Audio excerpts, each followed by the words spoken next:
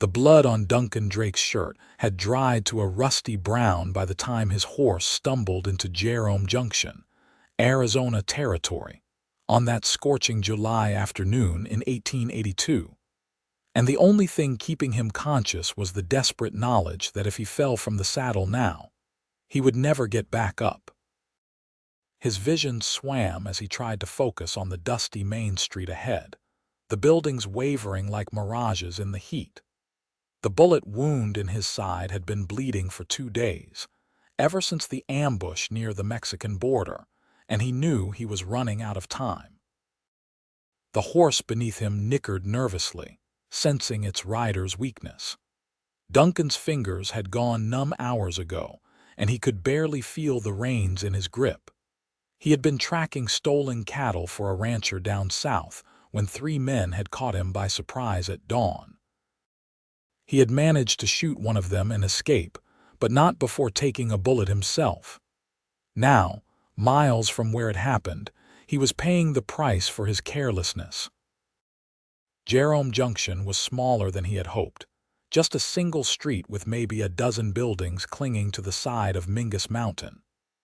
The town had sprung up around the copper mines, and from what Duncan could see through his failing vision, it was rough even by frontier standards. But it had buildings, and buildings meant people, and people might mean help. He tried to call out, but his throat was too dry. The sun beat down mercilessly, and sweat poured down his face despite the cold feeling spreading through his limbs. The horse took a few more steps and then stopped entirely, as if it had decided it had done enough. Duncan tried to urge it forward, but his body would not cooperate. The world tilted sideways, and he felt himself sliding from the saddle.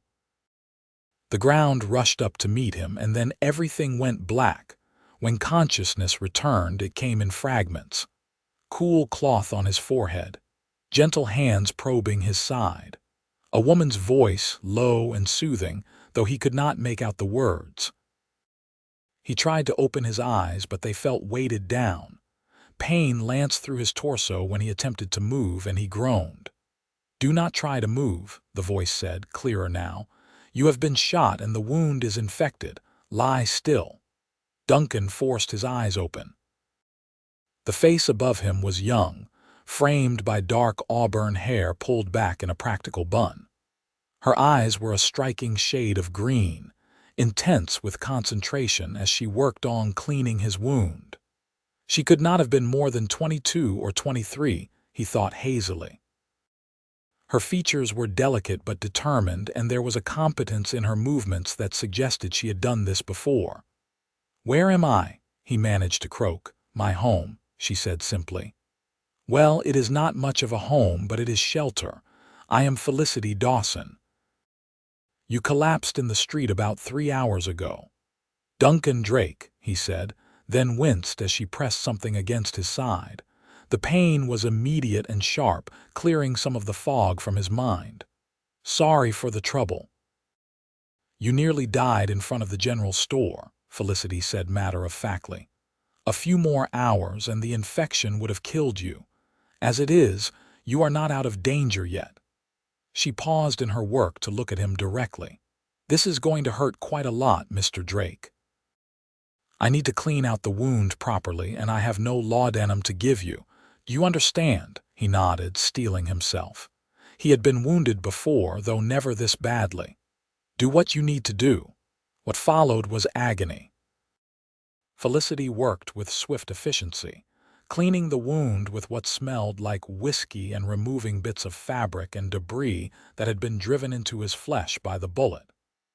Duncan gritted his teeth and tried not to cry out, his hands fisting in the thin blanket beneath him. He must have passed out at some point because the next thing he knew the work was done, and his side was wrapped in clean bandages. "There," Felicity said, sitting back on her heels. Her face was flushed from the effort, and there were spots of his blood on her simple calico dress. "The bullet went clean through, which is fortunate, but the infection is the real danger now. I will need to change the dressing twice daily and make sure the wound stays clean."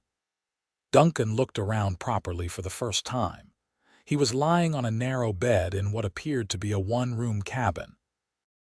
The space was small but meticulously clean, with whitewashed walls and simple furnishings.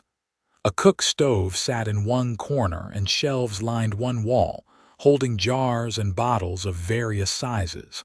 A single window let in the late afternoon light. "Why are you helping me?" he asked. "You do not know me." Felicity stood and went to the water basin to wash her hands. "You needed help," she said simply. "That is reason enough." Over the next few days, Duncan learned more about his unlikely savior. Felicity had been living in Jerome Junction for 8 months, working as a seamstress and occasional nurse for the rough mining community. She had come west from Ohio after her parents died of typhoid, seeking a fresh start with distant relatives who were supposed to be in Prescott. When she had arrived in Arizona Territory, she had discovered that her relatives had moved on to California months before, leaving her stranded with limited funds in a harsh land. Rather than despair, Felicity had adapted. She had skills with a needle and some knowledge of healing herbs from her mother, and she had put both to use in Jerome Junction.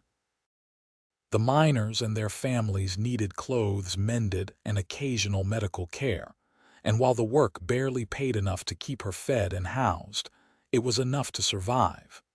Duncan found himself fascinated by her. She was unlike any woman he had encountered on the frontier. She had a quiet strength about her, a determination that showed in everything she did.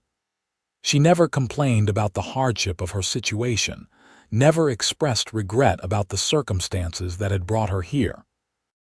She simply did what needed to be done, day after day, with a grace that he found remarkable. For her part, Felicity seemed equally curious about him, though she asked few questions directly. As Duncan's fever broke on the 3rd day and he began to feel more like himself, he found himself telling her about his life without prompting. He had been born in Texas, he said, the son of a ranch hand who had died when Duncan was young. He had worked cattle drives as a teenager, learned to track and shoot, and eventually made his way to Arizona Territory, taking work where he could find it. He was 28 now, and he had been living this wandering life for more than a decade. "You ever think about settling down?" Felicity asked one evening as she changed his bandages. Her touch was gentle but sure, and Duncan found himself looking forward to these moments of care, even though they often involved pain. "Sometimes," he admitted, "but I am not sure I would know how. I have been moving for so long that staying in one place feels strange." "I know what you mean," she said softly. "I thought I wanted to settle in one place after my parents died, but now that I am here, I wonder if I am just waiting for the next thing to happen, the next change." "Is that why you stay in Jerome Junction? Because you are waiting?" She tied off the bandage and sat back, considering the question. "Partly," she said, "but also because I do not have the means to go anywhere else, and because people here need what I can offer. It is not much, but it is something." Duncan watched her face in the lamplight. She had fine features, he thought, though they were often drawn with fatigue. She worked too hard, he had noticed. She would care for him in the early morning and late evening, but during the day, she was often out, visiting other cabins and tending to other patients or working on mending projects that people brought her. She barely slept, as far as he could tell, and she ate too little. "You should rest more," he said impulsively. "You will make yourself sick." Felicity smiled, a rare expression that transformed her face. "Says the man who nearly died from riding 2 days with a bullet wound." "That is different," Duncan protested, but he found himself smiling back. "That was foolishness. What you are doing is different." "Is it?" She stood and moved to the stove where a pot of weak soup was heating. "We both do what we must to survive, Mr. Drake. Neither of us has the luxury of being careful with ourselves." The truth of that statement settled over them both like a heavy blanket. They were both survivors, Duncan realized, both people who had learned to endure whatever life threw at them. Perhaps that was why he felt so comfortable with her, despite having known her for less than a week. She understood hardship in a way that many people did not. As the days passed and Duncan grew stronger, he began to help around the small cabin as much as he was able. At first, it was just small things like fetching water from the barrel outside or stirring the soup when Felicity was busy with other tasks. But as his strength returned, he did more. He repaired a loose board in the wall, fixed the door that had been hanging crooked on its hinges, and chopped firewood for the stove. Felicity protested at first, insisting that he needed to rest and heal, but Duncan was stubborn. "I am not the kind of man who can lie about doing nothing," he told her. "Besides, you have done so much for me. Let me do this much in return." The truth was, he wanted to help her. The more time he spent with Felicity, the more he saw how much she struggled, how hard she worked just to maintain this small space and keep herself fed. She deserved better, he thought. She deserved someone to help shoulder the burden. 2 weeks after his arrival in Jerome Junction, Duncan was well enough to venture outside for more than a few minutes at a time. Felicity accompanied him on a walk through the small town, introducing him to some of the people she knew. Jerome Junction was indeed rough, populated mostly by miners and their families, along with the usual assortment of shopkeepers, saloon owners, and drifters that followed mining booms throughout the West. "That is the general store," Felicity said, pointing to a weathered building at the center of town. "Mr. Harrison runs it. He is fair mostly, though his prices are high. That building there is the assay office, and beyond that is the Lucky Copper Saloon." She wrinkled her nose slightly. "I try to avoid that area after dark." Duncan nodded, understanding. Saloons in mining towns could get rough, especially when the miners came down from the mountains with money in their pockets and a powerful thirst. "Do you have much trouble here?" he asked. "Less than you might think," Felicity said. "Most of the miners are decent men just trying to make a living, but there are always a few who cause problems." She hesitated, then added, "There is a man named Silas Garrett who runs most of the gambling in town. He has been persistent in his attentions toward me. I have made it clear I am not interested, but he does not seem inclined to accept that answer." Duncan felt a flash of anger at that. "Has he hurt you?" "No, nothing like that," Felicity said quickly. "He is just persistent. Always appearing where I am, offering to help with things I do not need help with, suggesting that my life would be easier if I accepted his protection." She looked at Duncan. "I have managed so far on my own." "You should not have to manage things like that alone," Duncan said firmly. "If he bothers you again, you let me know." Felicity's expression was hard to read. "You are planning to leave soon, are you not? Once you are fully healed?" The question caught Duncan off guard. He had been thinking about his future, but not in concrete terms. Before he had been shot, he had simply been moving from job to job, never staying long in any one place.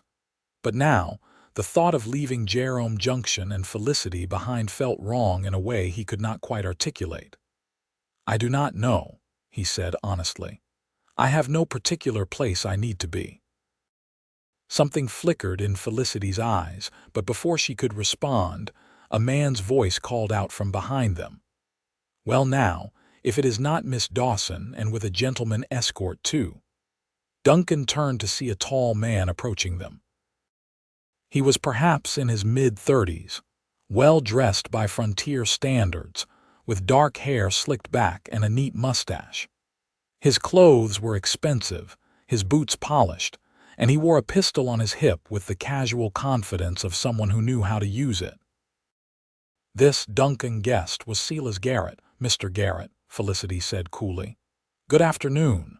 Indeed it is, Garrett said, his eyes moving from Felicity to Duncan with undisguised curiosity. I do not believe we have met, friend. Silas Garrett. He extended a hand. Duncan shook it, noting the firm grip and the calculating look in the other man's eyes. Duncan Drake. Ah, you are the fellow who rode into town half dead a few weeks back, Garrett said. Lucky for you that Miss Dawson here has a tender heart. Most people would have just let you bleed out in the street. He smiled, but there was no warmth in it. You must be feeling quite grateful. There was something in the way he said it that put Duncan's back up. I am grateful, he said evenly. Miss Dawson saved my life. Indeed, indeed, Garrett said. He turned his attention back to Felicity. I hope you are not working too hard, Miss Dawson. I keep telling you that you need not struggle so. I could arrange for much better accommodations, much better circumstances if you would only allow it. I am quite content with my current circumstances, thank you, Felicity said, her tone polite but firm. Now, if you will excuse us, Mr. Drake needs to return home before he tires himself. Of course, Garrett said, stepping aside. But as they passed, he added, Do think about my offer, Miss Dawson. A woman alone in a place like this needs protection. You never know what might happen. The implied threat in his words was subtle but unmistakable. Duncan felt his jaw tighten, but Felicity's hand on his arm warned him to stay silent. They walked back to the cabin in tense quiet, and it was not until they were inside with the door closed that Felicity spoke. He is dangerous, she said quietly. Silas Garrett controls most of the gambling in Jerome Junction, and he has connections to some of the rougher elements in the territory.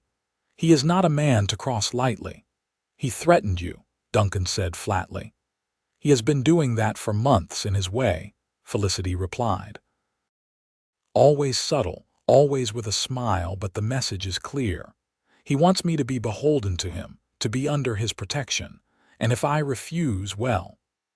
She trailed off, not needing to finish the thought. Duncan felt something solidify inside him, a decision he had not realized he was making. I am not leaving, he said. Not while that man is threatening you. Felicity looked at him, her green eyes searching his face. You do not owe me anything, Duncan. You do not need to stay on my account.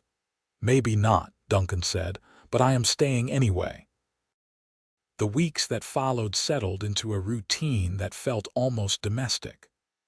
Duncan took on more and more of the physical labor around the cabin, chopping wood, hauling water, and even helping with some of the heavier mending work that Felicity took on. He also began to take odd jobs around Jerome Junction, working for some of the miners who needed an extra hand, or helping at the general store when shipments came in. The work was not glamorous, but it paid enough to contribute to their small household. Because that was what it was becoming, Duncan realized. A household shared between them. It had happened so gradually that he had barely noticed the transition from patient and caretaker to something more like partners. They worked together, ate together, talked late into the evening about everything and nothing. Felicity told him about her childhood in Ohio, about her parents and the small farm where she had grown up. Duncan shared stories of his years on the trail, of cattle drives and campfires under endless stars. What he did not talk about, what he was not quite ready to acknowledge even to himself, was how much he had come to care for Felicity. It was more than gratitude, more than simple companionship. When she smiled, which she was doing more often now, he felt something warm unfold in his chest. When she brushed past him in the small cabin, he was acutely aware of her presence, of the scent of soap and herbs that clung to her hair.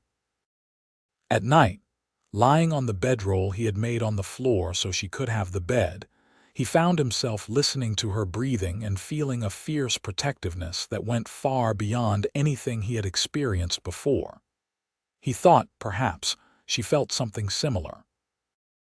Sometimes he would catch her watching him with an expression he could not quite read, something soft and wondering in her eyes. She had stopped protesting when he contributed to the household expenses, and she seemed to welcome his presence in ways both large and small. When they sat together in the evening, they sat close, their shoulders nearly touching. When they worked side by side, their movements had the easy synchronization of people who were comfortable with each other, but neither of them spoke of it directly. It was as if they both understood that to name what was growing between them would be to make it real, and making it real would require decisions and commitments that neither was quite ready for. Then came the night that changed everything. It was late September, and the air had finally started to cool from the brutal summer heat. Duncan had been working late, helping one of the miners shore up a tunnel that had started to collapse. He was tired and dirty when he finally headed back to the cabin, looking forward to the simple meal Felicity would have prepared and the quiet evening they would share. But as he approached the cabin, something felt wrong. The door was ajar, and lamplight spilled out into the darkness. Felicity never left the door open, especially not after dark. Duncan quickened his pace, his hand moving instinctively to the pistol he had started wearing again once he was well enough. He pushed the door open cautiously. Inside, Felicity stood pressed against the far wall, her face pale. Silas Garrett stood in the center of the room, two of his men flanking him. They all turned as Duncan entered. "Ah, Mr. Drake," Garrett said smoothly. "How convenient.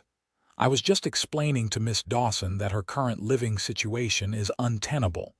A woman alone, well, it simply is not safe. I have been trying to convince her to accept more appropriate accommodations." "Get out," Duncan said flatly. His voice was calm, but his hand stayed near his gun. Garrett's smile did not waver, but his eyes grew cold. "This is not your concern, Drake. Miss Dawson and I are having a private conversation." "Miss Dawson clearly does not want you here," Duncan said. "And this is as much my home as it is hers, so I will say it again. Get out." One of Garrett's men moved forward, but Garrett held up a hand, stopping him. "I see," he said quietly. "That is how it is, then. The grateful patient playing protector." He looked at Felicity. "Is this what you prefer, Miss Dawson? A penniless drifter who will be gone as soon as the mood strikes him?" "Mr. Drake is a good man," Felicity said, her voice steady despite her obvious fear. "Which is more than I can say for you. Please leave." For a moment, Duncan thought Garrett might actually do something violent. The man's face darkened and his hand moved toward his gun. But then he seemed to master himself, and the cold smile returned. "Very well," he said. "But you are making a mistake, Miss Dawson. Both of you are." He looked at Duncan. "I do not forget slights, Drake. You would do well to remember that." He gestured to his men, and they filed out of the cabin. The moment the door closed behind them, Felicity sagged against the wall, all the strength seeming to leave her at once. Duncan was at her side immediately, his hands on her shoulders to steady her. "Did he hurt you?" he asked urgently.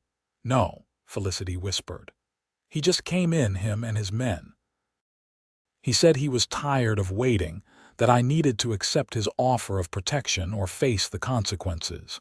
He said this cabin was not safe, that anything could happen to a woman alone."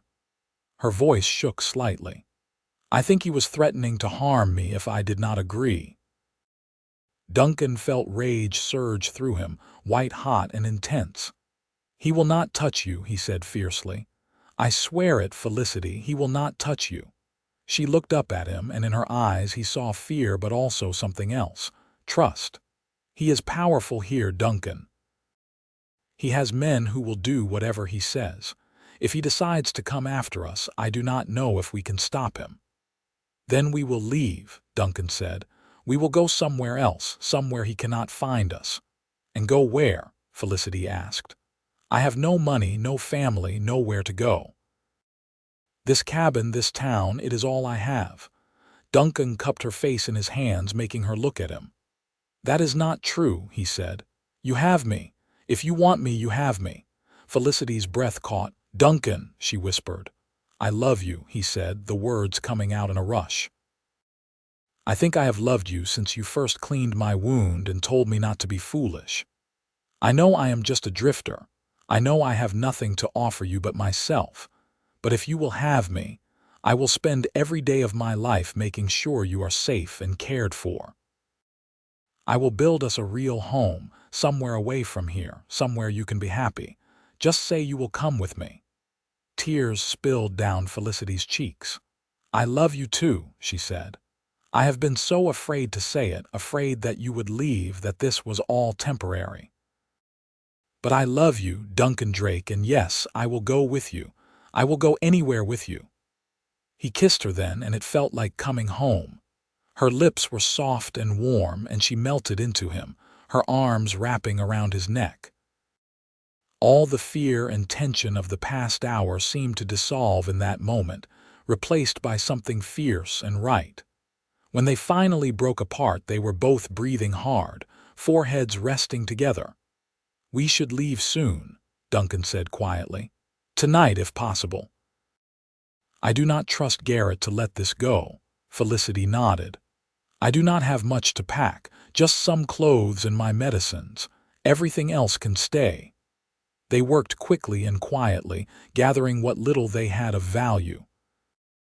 Duncan had saved most of the money he had earned over the past weeks, and Felicity had a small stash of coins hidden in a jar. Combined, it was not much, but it was enough to get them out of Jerome Junction and to somewhere safer. They were nearly ready to leave when Duncan heard voices outside. He moved to the window and cursed softly. A group of men were gathering in the street, maybe 6 or 7 of them, and even in the darkness, he could see that they were armed. Garrett is not wasting time, he said grimly. He must have sent for reinforcements as soon as he left. Felicity moved beside him, peering out.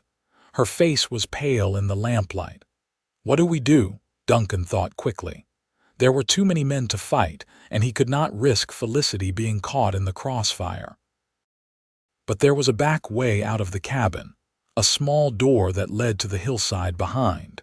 If they could get out unseen, they could make it to where his horse was stabled and ride out before Garrett's men realized they were gone. We go out the back, he said. Stay close to me and stay quiet.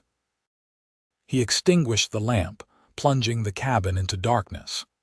Taking Felicity's hand, he led her to the back door. It opened with barely a whisper of sound, and they slipped out into the cool night air. The hillside behind the cabin was rocky and steep, covered with scrub brush that provided some cover. They moved as quickly as they dared, Duncan keeping Felicity close. Behind them, they heard the crash of the front door being kicked in, followed by angry shouts when the men discovered the cabin empty. Duncan and Felicity kept moving, working their way along the hillside parallel to the main street. The stable was at the far end of town, and they would have to be careful not to be seen. They made it halfway there before someone spotted them. A shout went up, and suddenly there were men running toward them. Duncan pulled Felicity along faster, his injured side protesting but holding.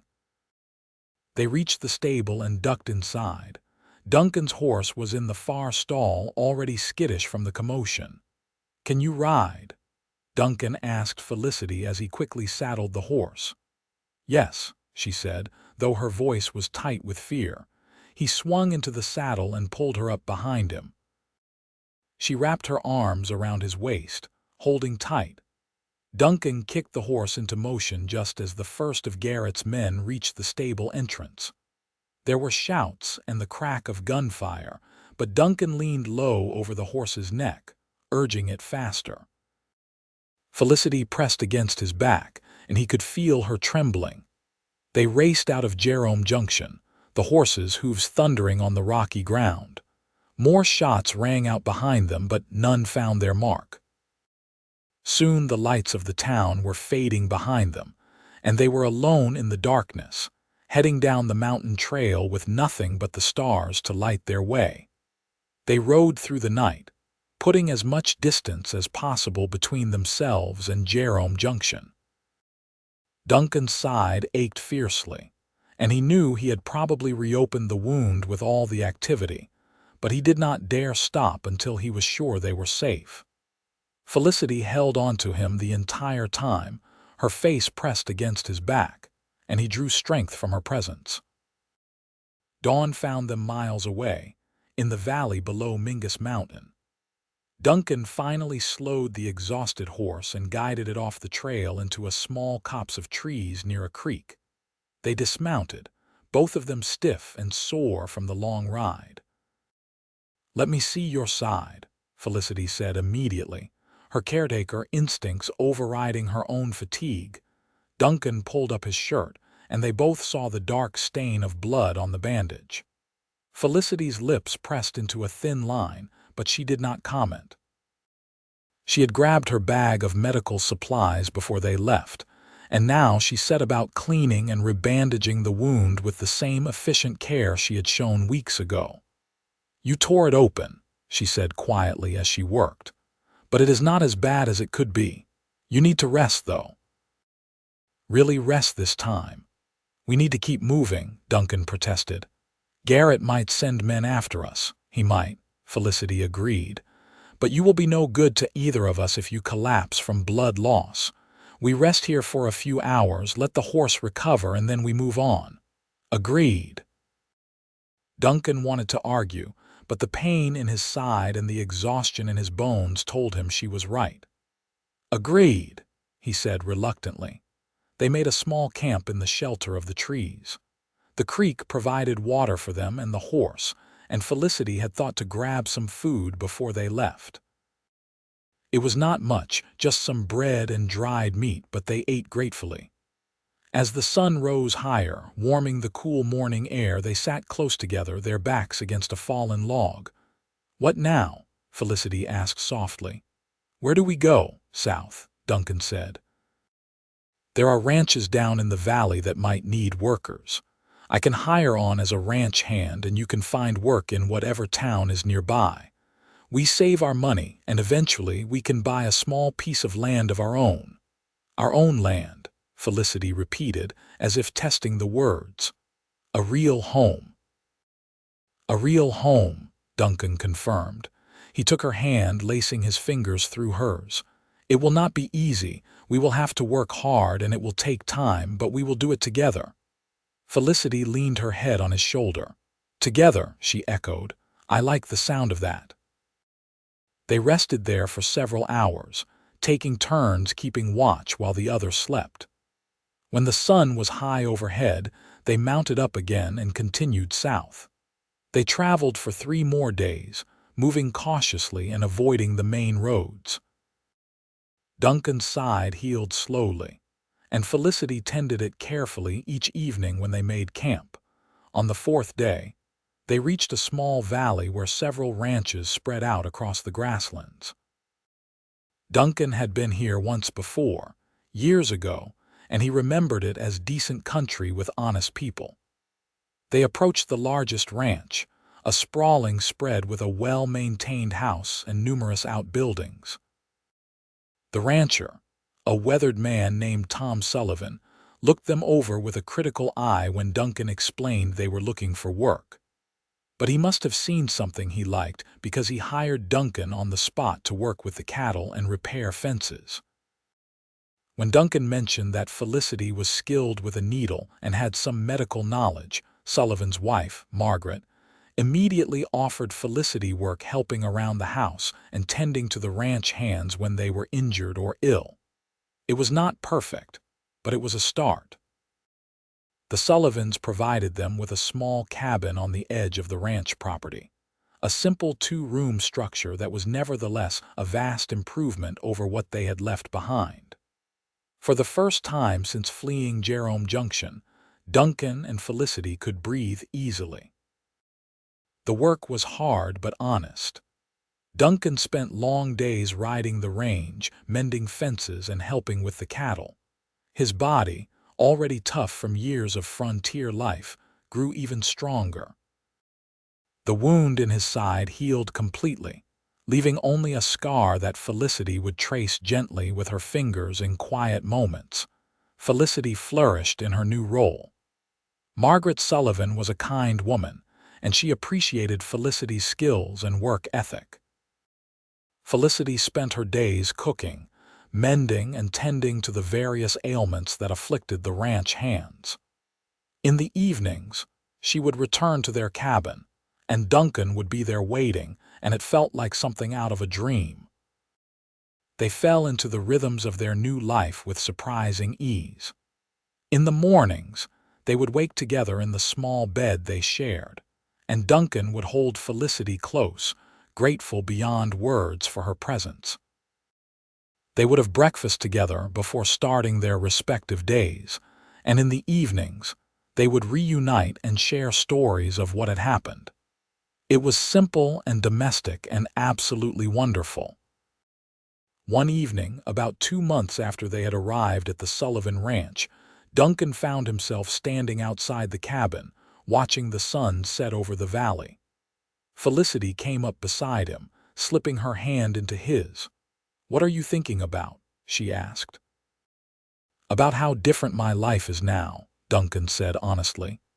"A year ago, I was drifting from place to place with no real purpose, and now I am here with you and I have never been happier." Felicity squeezed his hand. "I feel the same way. Sometimes I think about what might have happened if you had not ridden into Jerome Junction that day, if I had not found you, and then I am just grateful that I did." Duncan turned to face her fully.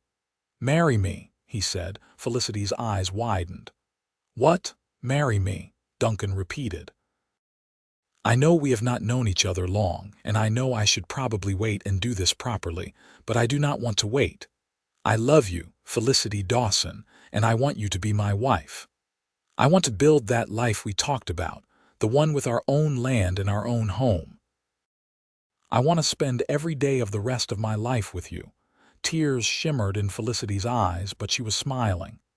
"Yes," she said. "Yes, Duncan Drake, I will marry you." He kissed her then, there in the fading light, and it felt like a promise. They were married 3 weeks later in a small ceremony at the ranch, with the Sullivans and several of the ranch hands as witnesses. It was simple and brief, but it was perfect.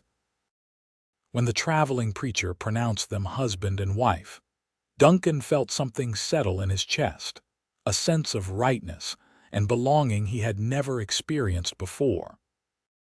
Their wedding night was tender and passionate, a celebration of the love that had grown between them through hardship and danger. Afterward, lying tangled together in their narrow bed, Felicity traced the scar on Duncan's side with gentle fingers. "If you had died that day," she said softly, "I would never have known you. I would have gone on in Jerome Junction, alone and afraid, until Garrett or someone like him finally wore me down. You saved me as much as I saved you." "We saved each other," Duncan corrected. He kissed her forehead. "And now we have the rest of our lives to be grateful for it." The months that followed were some of the happiest of Duncan's life. He and Felicity worked hard, saved every penny they could, and dreamed of the future. Tom Sullivan was a fair employer, and he had taken a liking to Duncan. One evening he called Duncan into the main house for a private conversation. "You are a good worker, Drake," Sullivan said without preamble. "Best hand I have had in years, and that wife of yours, Margaret, thinks the world of her." "Thank you, sir," Duncan said, not sure where this was going. "I have a proposition for you," Sullivan continued. "There is a parcel of land at the northern edge of my property, maybe 100 acres. It is good grazing land, has a creek running through it, but it is too far from the main ranch for me to use effectively. I will sell it to you for a fair price, and I will even loan you the money to get started if you need it." Duncan stared at him, hardly daring to believe what he was hearing. "Sir, I do not know what to say." "Say yes," Sullivan said with a slight smile. "You and Felicity deserve a place of your own. And truth be told, I like the idea of having you as a neighbor rather than just an employee. What do you say?" Duncan found his voice. "Yes, sir. Yes, absolutely." When he told Felicity the news that evening, she actually cried with joy. They spent hours talking about what they would do with the land, how they would build their house, where they would put the barn and the corrals. It was no longer just a dream, but something real and achievable. It took another year of hard work and saving, but eventually they had enough to purchase the land from Sullivan and begin building. Duncan worked on the house in every spare moment, often with help from the other ranch hands. Felicity planned every detail, from the placement of the windows to the design of the kitchen. It was small by some standards, just a modest wooden house with 2 bedrooms and a large central room that served as kitchen, dining area, and parlor. But to them, it was a palace. They moved in on a bright spring day in 1884, almost 2 years after Duncan had first ridden into Jerome Junction. As they stood in the doorway of their new home, looking out over their own land, Duncan wrapped his arms around Felicity from behind, and she leaned back against him. "We did it," she said softly. "We really did it. We did," Duncan agreed. "This is ours, our home, our land, our future." They settled into their new life with the same determination that had carried them through everything else. Duncan ran a small cattle operation, gradually building up his herd with careful breeding and good management. Felicity continued to help Margaret Sullivan when needed, but she also started a garden near their house, growing vegetables and herbs. She still used her medical skills, treating neighboring ranchers and their families when they were sick or injured. Their first child, a son they named Daniel, was born in the winter of 1885. Felicity labored through the night, with Margaret Sullivan attending her, and Duncan pacing anxiously outside until he heard his son's first cry. When Margaret finally let him in to see his wife and child, Duncan felt overwhelmed with emotion. Felicity looked exhausted but radiant, holding their tiny son against her chest.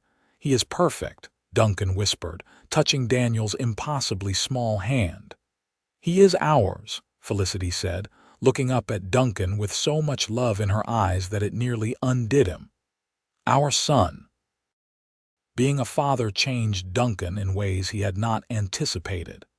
He had always been protective of Felicity, but now that protectiveness extended to their son. He worked harder than ever to make sure the ranch prospered, to build a secure future for his family. At night, he would watch Felicity nursing Daniel, and he would think about how impossible this life would have seemed just a few years ago. 2 years later, a daughter came, a tiny thing with auburn hair like her mother. They named her Emma, and she was as fierce and determined as Felicity, even from infancy. Duncan found that his heart, which he had thought was already full to bursting, somehow expanded to accommodate this new love. Life was not without its challenges. There were droughts that tested their cattle, harsh winters that made every day a struggle, and the constant work required to keep a ranch running. But through it all, Duncan and Felicity faced everything together. When Duncan was discouraged, Felicity would remind him how far they had come. When Felicity was overwhelmed by the demands of children and household, Duncan would take over, singing silly songs to the children while Felicity rested. One evening, when Daniel was 5 and Emma was 3, the family was sitting together on the porch of their house, watching the sunset. The children were playing at their feet, and Duncan had his arm around Felicity's shoulders. She leaned against him, comfortable and content. "You ever think about Jerome Junction?" she asked quietly. Duncan considered the question. "Sometimes," he admitted. but only to be grateful that I rode into that town when I did. If I had gone somewhere else, if you had not found me, none of this would exist." "I wonder what happened to Silas Garrett," Felicity mused. "Whether he is still there, still trying to control everything." "Whatever happened to him is his own doing," Duncan said firmly. "He has nothing to do with us, not anymore. This is our life now, Felicity. Our family, our home, our happiness. Nothing else matters." She smiled and kissed him softly. "You are right, as always." "Not always," Duncan said with a slight grin. "But I am learning." The years continued to pass, each one adding new layers to their life together. The ranch prospered, growing slowly but steadily. They added more cattle, built additional outbuildings, and eventually hired a young man to help with the work. Daniel grew into a serious, thoughtful boy who loved working with his father on the ranch. Emma was bright and curious, always asking questions and getting into mischief. Another son came when Emma was 4, a robust baby they named Matthew. And 2 years after that, another daughter, Sarah, completed their family. The house that had seemed spacious when it was just Duncan and Felicity now rang with the sounds of children playing and laughing. It was chaotic and exhausting and absolutely wonderful. Duncan sometimes marveled at the path his life had taken. He had gone from a rootless drifter, moving from place to place with no real purpose, to a husband and father with deep ties to both land and family. The cowboy who had once thought settling down would feel like a trap had discovered instead that it felt like freedom, the freedom to love and be loved, to build something lasting. Felicity, too, had been transformed by their life together. The quiet, determined woman who had barely been surviving in Jerome Junction had blossomed into a confident, capable ranch wife and mother. She managed their household with the same efficiency she had once used to care for Duncan's wounds, but now there was joy in everything she did.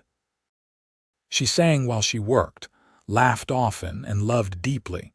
They faced challenges, of course. When Daniel was 8, he fell from a horse and broke his arm. Felicity set it with steady hands while Duncan held their son and whispered comforting words. When a late spring snowstorm killed several of their cattle, they worked together to salvage what they could and plan for the future. When Emma came down with scarlet fever, they took turns sitting by her bedside for 3 days until the fever finally broke. But through all of it, they had each other. That was the foundation upon which everything else was built. Their love, which had begun in such desperate circumstances, had only grown stronger over the years. They knew each other completely now, all the strengths and weaknesses, all the fears and hopes. And they loved each other not despite those things, but because of them. One autumn evening, when they had been married for nearly 10 years, Duncan and Felicity found a rare moment alone. The children were all asleep, and they sat together on the porch, wrapped in a shared blanket against the cool night air. The stars were brilliant overhead, the same stars Duncan had slept under during his years of wandering. "You ever regret it?" Duncan asked suddenly. "Marrying me, I mean." "You could have had an easier life if you had gone to California, found those relatives or someone else." Felicity turned to look at him, her expression serious. "Never," she said firmly. "Not for one single moment. Duncan, you gave me everything. You gave me a home, a family, a life full of love and purpose. Before you, I was just surviving, just getting through each day. Now I am living, really living, and it is all because of you." "You gave me just as much," Duncan said softly. "More even. I was wounded and weary when I rode into Jerome Junction, not just in body but in spirit. I had no direction, no purpose, nothing to anchor me. And then you cared for me so tenderly, with such patience and kindness, and I fell in love with you. You gave me a reason to stay in one place, to build something real. You gave me a family, Felicity. You gave me a home. You gave me everything that matters." Felicity's eyes glistened with tears in the starlight. "I love you," she whispered. "I love you so much, Duncan Drake." "I love you too," he replied, kissing her gently. "And I will love you until the day I die and beyond." They sat there together long into the night, comfortable in the silence that only comes with deep intimacy. Inside the house, their children slept peacefully, safe and secure in the home their parents had built for them. The ranch land stretched out around them, the cattle moving quietly in the darkness. It was a simple life in many ways, but it was rich in all the things that truly mattered. As the years continued to roll by, Duncan and Felicity watched their children grow and flourish. Daniel, their eldest, showed a natural aptitude for ranching and spent hours working alongside his father. By the time he was 15, he could rope and ride as well as any man, and Duncan felt a fierce pride in his son's abilities. Emma proved to be as fierce and independent as they had suspected. She had inherited Felicity's intelligence and Duncan's stubbornness, a combination that sometimes led to conflict, but also meant she was capable of anything she set her mind to. She learned to read and write from her mother, and she devoured every book that came into their possession. Matthew and Sarah, the two youngest, were still children, but they too showed signs of the strength and character that marked the Drake family. Matthew was gentler than his older brother, more interested in the animals themselves than in the work of the ranch, while Sarah was bold and adventurous, always wanting to go wherever her older siblings went. The ranch continued to prosper under Duncan's careful management. He had learned much over the years, both from Tom Sullivan and from his own experience, and he applied that knowledge wisely. They never became wealthy by any measure, but they were comfortable, with enough to provide for their family and even to help neighbors in need. Felicity's reputation as a healer had spread throughout the valley, and people came from miles around when they needed medical care. She never turned anyone away, regardless of their ability to pay. Duncan sometimes worried that she was working too hard, taking on too much, but Felicity insisted that using her skills to help others was important to her. "I remember what it was like to be alone and afraid," she told him once. "If I can ease someone else's suffering, even a little, then I should do it." When Duncan was 38 and Felicity was 33, Tom Sullivan passed away peacefully in his sleep. It was a blow to both of them, as Sullivan had been not just an employer but a friend and mentor. They attended the funeral with their children, and Duncan served as one of the pallbearers. Afterward, Margaret Sullivan pulled them aside. "Tom thought of you as the son he never had," she told Duncan, her eyes red from crying. "He was so proud of what you had built, how you had taken that rough land and made it into a real ranch. He wanted you to know that." Duncan felt his throat tighten. "He gave me a chance when I had nothing," he said. "I will never forget that." Margaret smiled sadly. "You earned everything you have, Duncan. Tom just opened the door. You were the one who walked through it." The next few years brought more changes. Daniel grew into a young man and began courting a girl from a neighboring ranch. Emma, at 17, announced that she wanted to become a teacher and intended to go to Prescott to attend normal school. It was a shock, but Duncan and Felicity supported her ambition, even though it meant she would be leaving home. Matthew and Sarah continued to grow, each developing their own personalities and interests. The house remained full of life and activity, though Duncan sometimes noticed that he and Felicity were moving a bit slower these days, that the work that had once seemed easy now sometimes left them tired. But they still had each other, and that had not changed. If anything, their love had deepened over the years, becoming something solid and unshakable. They knew each other so well that they could often communicate without words, a glance or a touch conveying more than a conversation. At night, they still lay in each other's arms, talking quietly about the day's events or simply enjoying the comfortable silence. One evening, as they celebrated their 15th wedding anniversary with a simple dinner at home surrounded by their children, Duncan looked around the table and felt overwhelmed with gratitude. This was his family, the people he loved most in the world. This was the life he and Felicity had built together, through hard work and determination and love. After the children had gone to bed, Duncan and Felicity stood together on the porch, looking out over their land. The moon was full, casting silver light over the valley. "Do you remember our first night in this house?" Felicity asked softly. "I do," Duncan said. "We stood right here and you said we had really done it." "And we have," Felicity said. "We have built a good life, Duncan, a life full of love and family and purpose. Our children are growing into fine adults. The ranch is successful. We have friends and a community. It is everything we dreamed of and more." Duncan pulled her close. "It is everything," he agreed. "And it all started because you found a wounded cowboy and cared for him tenderly when you had no reason to. You saved my life in more ways than one, Felicity." "And you gave me your heart," Felicity said, looking up at him. "You gave me everything, Duncan. Your love, your loyalty, your partnership.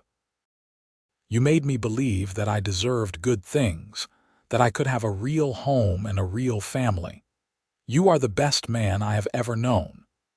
They kissed there in the moonlight, a kiss that held 15 years of shared history, of trials overcome and joys celebrated. When they finally went inside and lay down in their bed, they held each other close, grateful for another day together and looking forward to all the days to come. The years continued to pass in the gentle rhythm that had become their life. Daniel married his sweetheart in a lovely ceremony at the ranch, and within a year, Duncan and Felicity became grandparents to a healthy baby girl. Holding his granddaughter for the first time, Duncan felt the same overwhelming love he had felt when each of his own children was born. Emma finished her schooling and returned to the valley to teach at the small school that had been established in the growing community. She boarded with a family in town during the week, but came home on weekends, bringing stories of her students and her work. She seemed content, and Duncan was proud of her independence and accomplishment. Matthew, now a young man of 17, had decided he wanted to be a veterinarian. It was an unusual ambition, but Duncan supported it. If anyone could succeed at it, it was Matthew, with his gentleness and his deep understanding of animals. They began making plans for him to apprentice with a veterinarian in Prescott. Sarah, at 15, was still figuring out what she wanted from life, but she showed signs of inheriting her mother's healing skills. She often helped Felicity when patients came to the ranch, and Felicity began teaching her more formally about medicines and treatment. Duncan and Felicity themselves were in their early 40s now, no longer young but not yet old. They had gray in their hair and lines on their faces, marks of a life well lived. Duncan's body bore the scars of hard work and that long-ago bullet wound, but he was still strong, still capable. Felicity's hands were rougher than they had been in her youth, but they were still gentle when she tended the sick or touched her husband's face. One spring day, nearly 18 years after Duncan had first ridden into Jerome Junction, a stranger arrived at their ranch. He was a well-dressed man on a fine horse, and he carried himself with an air of authority. Duncan met him in the yard, curious but wary. "Can I help you?" Duncan asked. "Are you Duncan Drake?" the man asked. "I am." The man dismounted and extended his hand. "My name is Robert Harrison. I am an attorney from Prescott. I have been trying to locate you for several weeks." Duncan shook his hand, confused. "Why?" I represent the estate of a woman named Margaret Sullivan, Harrison said. She passed away last month. Did you know her? Duncan felt a pang of grief. He had known Margaret was not well, but he had not realized it was so serious. Yes, I knew her. She and her husband were very good to my wife and me. Well, she remembered you in her will, Harrison said. He pulled out a document.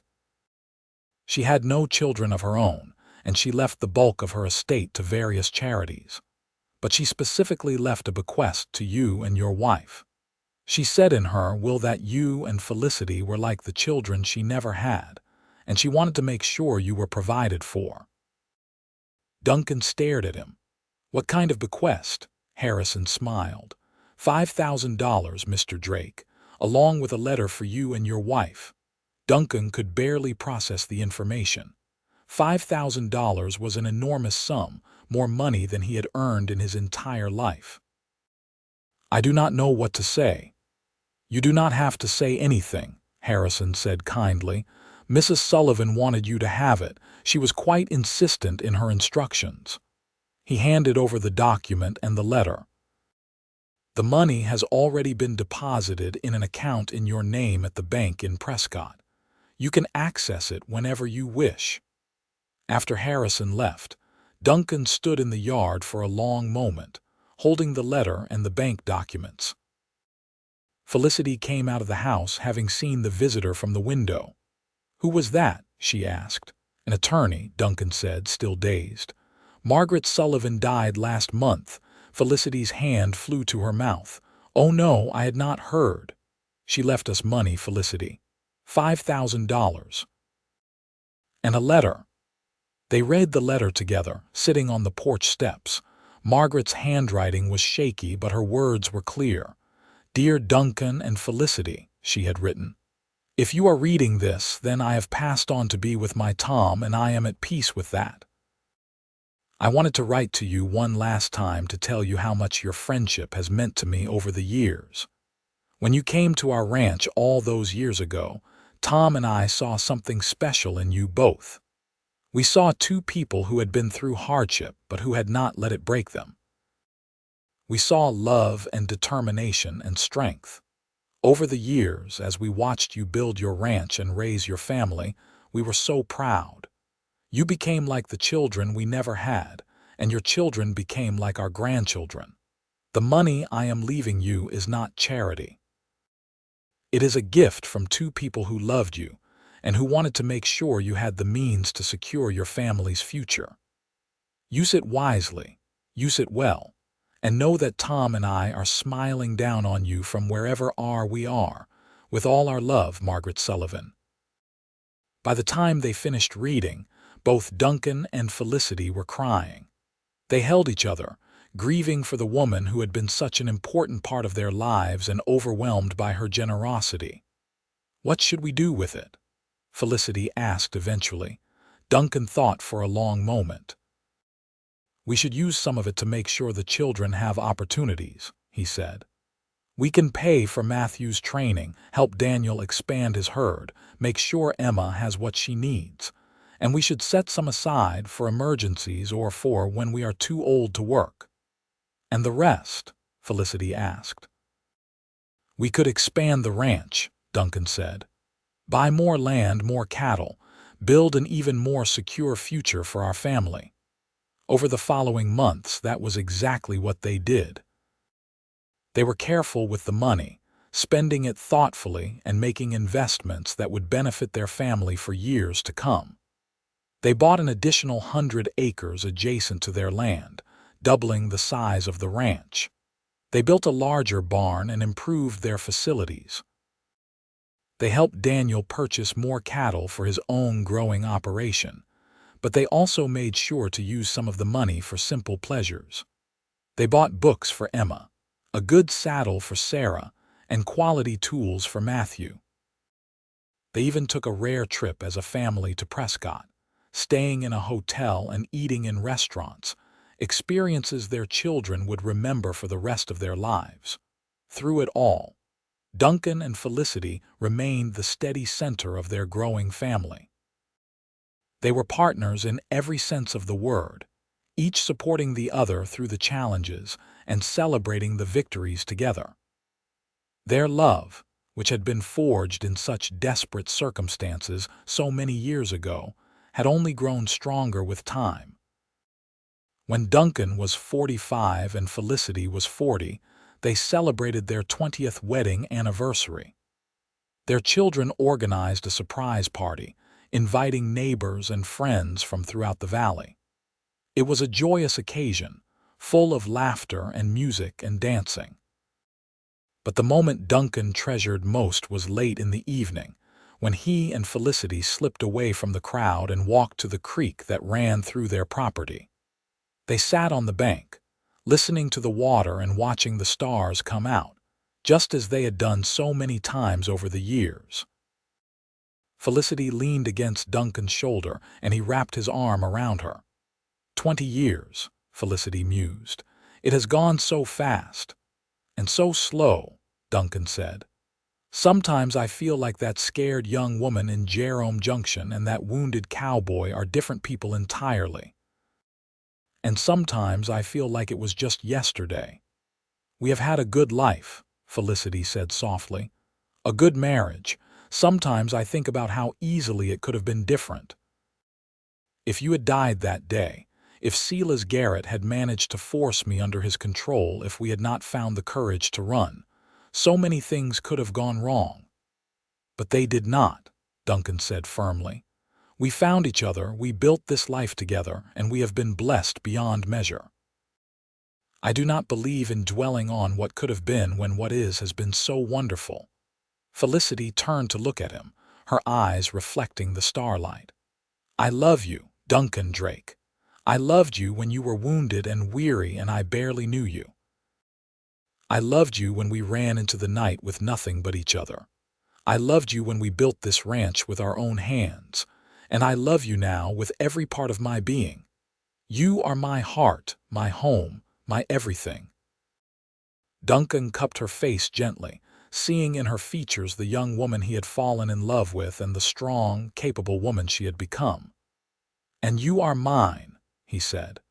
You cared for me so tenderly when you had no reason to, and I gave you my heart. It was the easiest thing I ever did, Felicity, because you deserved it. You deserved all the love I could give and more, and I will love you until my last breath and beyond. They kissed there by the creek, a kiss that held 2 decades of devotion and passion and partnership. And when they finally returned to the party, hand in hand, everyone could see the love that radiated between them. The years that followed brought the normal progression of life. More grandchildren arrived, adding to the chaos and joy of family gatherings. Daniel proved to be an excellent rancher in his own right, and his operation thrived alongside Duncan's. Emma continued teaching and eventually married a fellow teacher, a quiet man who adored her independence and spirit. Matthew completed his training and set up practice as a veterinarian, becoming invaluable to the ranching community. Sarah, following in her mother's footsteps, became known as a skilled healer in her own right. Duncan and Felicity gradually stepped back from the day-to-day operation of the ranch, letting Daniel take on more responsibility while they focused on enjoying their grandchildren and each other. They had earned their rest, though neither was the type to simply sit idle. Duncan still rode out to check the cattle most days, and Felicity still tended her garden and saw patients who came seeking her help.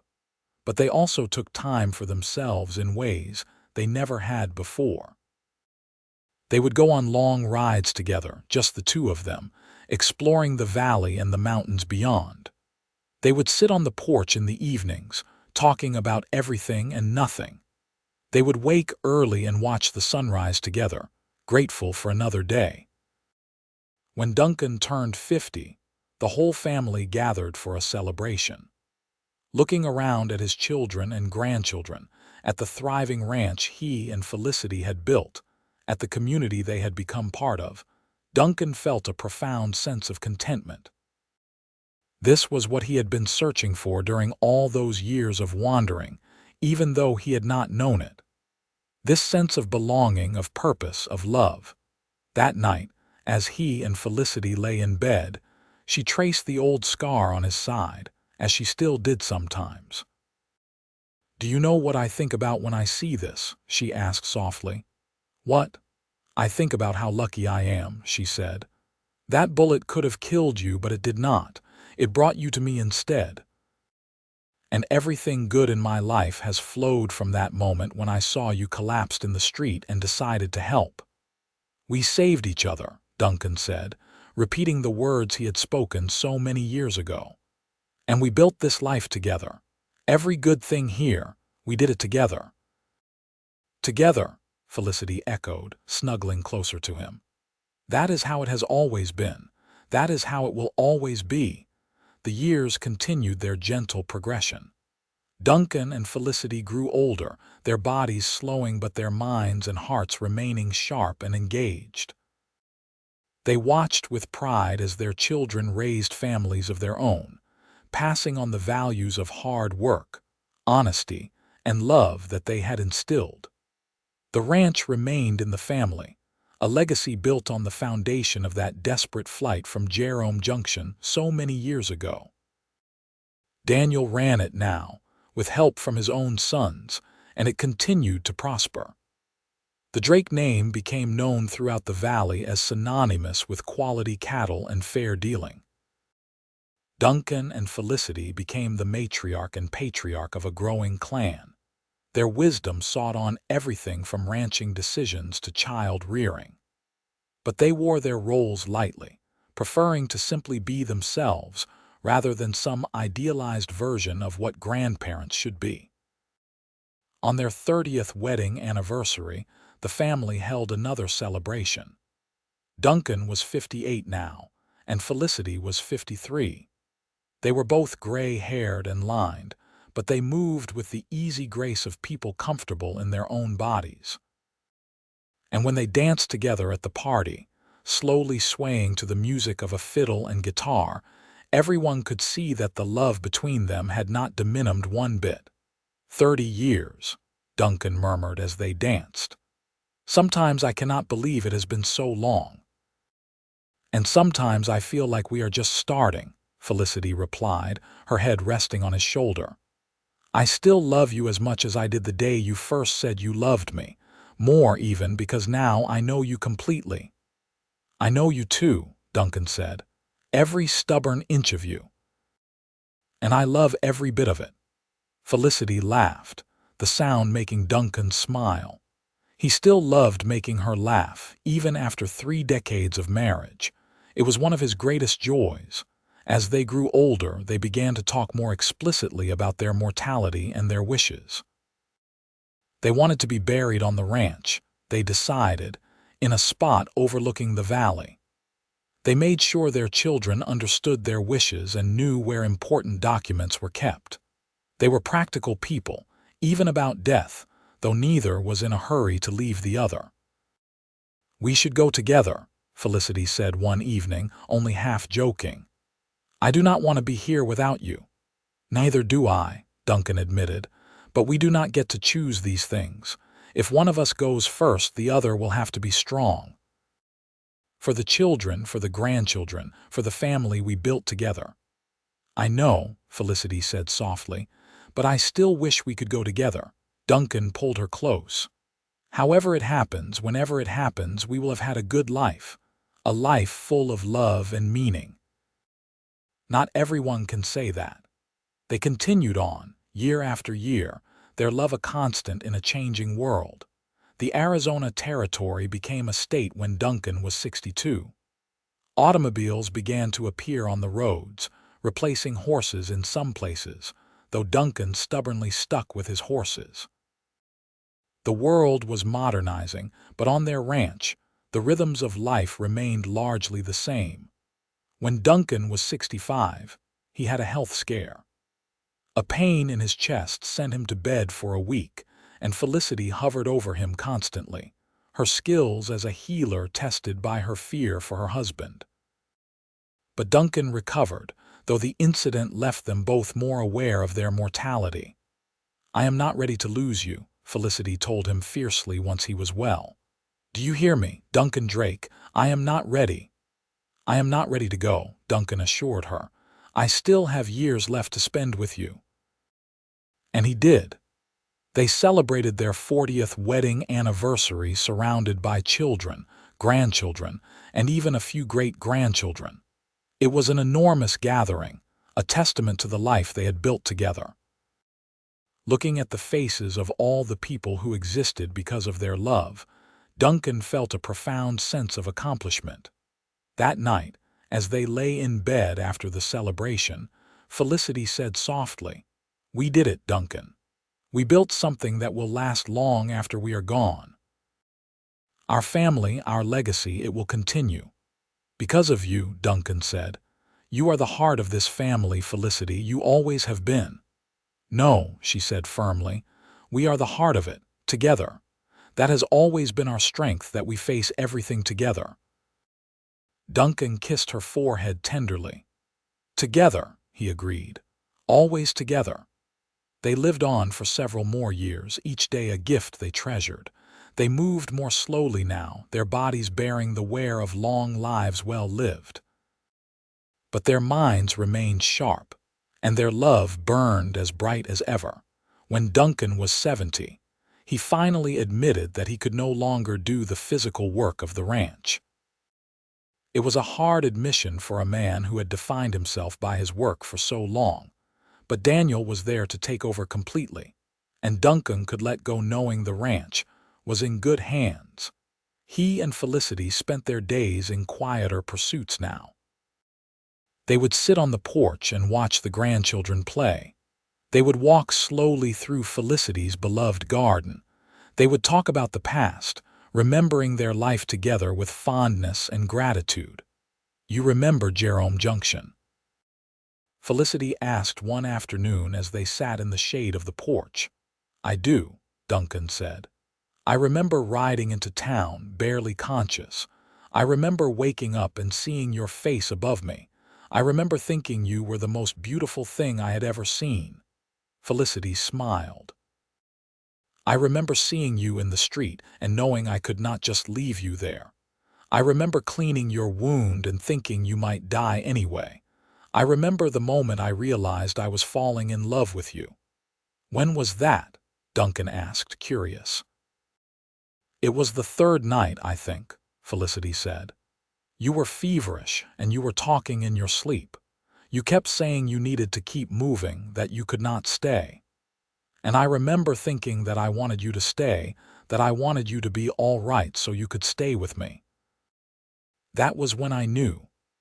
"I knew earlier," Duncan admitted. "The first time you smiled at me, I knew then that you were special, that you were someone I wanted to know better. And by the time I was well enough to think about leaving, I knew I could not without you." They sat in comfortable silence for a while, holding hands, lost in their memories. The afternoon sun was warm, and a gentle breeze carried the scent of Felicity's flowers. "We have had a good life," Felicity said eventually. "Better than I ever dreamed possible." "The best life," Duncan agreed. "Because I spent it with you." As the sun set that evening, painting the sky in shades of orange and gold, Duncan and Felicity remained on the porch, watching the beauty together. Their children and grandchildren were scattered across the ranch, living their own lives, but Duncan and Felicity were content in each other's company, as they had been for more than 4 decades. Duncan Drake had been wounded and weary when he rode into Jerome Junction all those years ago, a drifter with no purpose and no home. Felicity Dawson had cared for him tenderly, saving his life with her skills and her compassion. And in return, the cowboy had given her his heart, completely and without reservation. From that desperate beginning, they had built a life of love and meaning, a family that would endure for generations, and a love story that would be remembered long after they were gone. The end finally came peacefully for Duncan one autumn morning when he was 72 years old. He had woken beside Felicity as he had for more than 40 years, and he had kissed her softly. "I love you," he had whispered. "I love you too," she had replied. "Always." He had smiled, closed his eyes, and simply did not wake again. He passed quietly without pain, surrounded by love. Felicity, at 67, grieved deeply for her husband. But she found comfort in her children and grandchildren, in the memories of their life together, and in the knowledge that Duncan had lived well and loved completely. She knew he would not have wanted her to stop living, so she continued on, tending her garden, seeing patients who needed her, and spending time with her family. She lived for another 5 years, remaining sharp and engaged until the very end.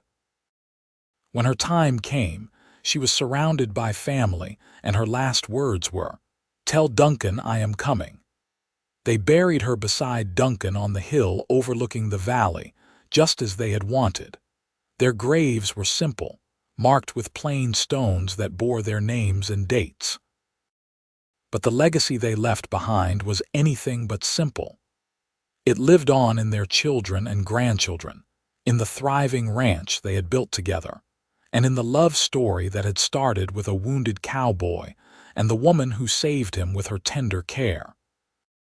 Duncan Drake had given Felicity his heart all those years ago, and she had cherished it every day of her life. Together, they had built something beautiful and lasting, proving that love, courage, and determination could triumph over any hardship. Their story became legend in the valley, told and retold by generations who came after, an enduring reminder that the greatest treasures in life are not things you find, but the connections you make and the love you share. And so their love lived on, woven into the fabric of the family and land they had created together, a testament to the power of two hearts that had found each other in the wilderness of the Old West and had chosen, day after day, to love and be loved in return.